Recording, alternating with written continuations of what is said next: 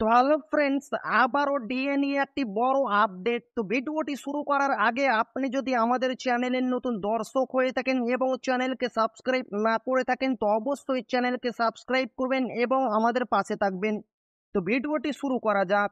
তো প্রথমে দেখেন, রাজ্য সরকারি কর্মচারীদের ডিএ বৃদ্ধি নিয়ে বড় খবর। রাজ্য সরকারি কর্মচারীদের 24% দিয়ে ঘোষণা করলেন অর্থমন্ত্রী চন্দ্রিমা ভট্টাচার্য। এর ফলে কত টাকা বেশি বেতন পাবেন রাজ্য সরকারি কর্মচারীরা এবং কবে থেকে পাবেন, এই ভিডিওতে সমস্ত কিছু জানিয়ে দেওয়া হবে। তো আপনাদের এই ভিডিওতে সমস্ত কিছু আপনাদের কিন্তু জানিয়ে দেব আমি।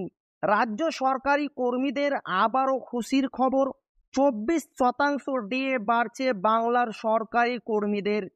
বৃহস্পতিবার একথা জানিয়েছেন মাননীয় মন্ত্রী চন্দ্রিমা ভট্টাচার্য। এর ফলে রাজ্য সরকারি কর্মচারীদের ডিএ বেড়ে হল 38%। 2024 সালে সেপ্টেম্বর মাসে ডিএর দাবিদার হবেন সরকারি কর্মচারীরা এবং পেনশনভোগীরা। উল্লেখ্য বিষয় হলো, রাজ্যে এখনও ডিএ আন্দোলনে সামিল আছেন সরকারি কর্মীরা।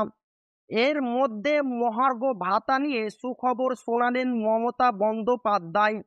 বৃহস্পতিবার রাজ্য সরকারি কর্মচারীদের সঙ্গে কেন্দ্র সরকারের কর্মচারীদের ডিএ ফারাক 12%। আগে এই ফারাক ছিল 40%। 24% ডিএ বৃদ্ধি হওয়ায় সেপ্টেম্বর মাস থেকে আরও বেশি বেতন পাবেন রাজ্য সরকারি কর্মচারীরা। বেসিক বেতনের ওপর 24% ডিএ বৃদ্ধি হবে। অর্থাৎ কোনো কর্মীর বেতন 20,000 টাকা হলে 24% হিসাবে প্রতি মাসে 4,800 টাকা বেশি পাবেন। পুজোর আগেই রাজ্য সরকারি কর্মচারীদের খুশির খবর শোনালেন মমতা বন্দ্যোপাধ্যায়। এবার দেখার, ডিএ বৃদ্ধির ফলে কি আন্দোলন তুলে নেবেন ডিএ আন্দোলনকারীরা, না তারা কেন্দ্রীয় হারে অনড় থাকবেন।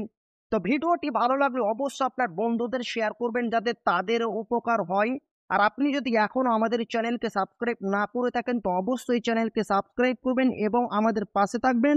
তা আবারও দেখা হবে একটি নতুন ভিডিওতে।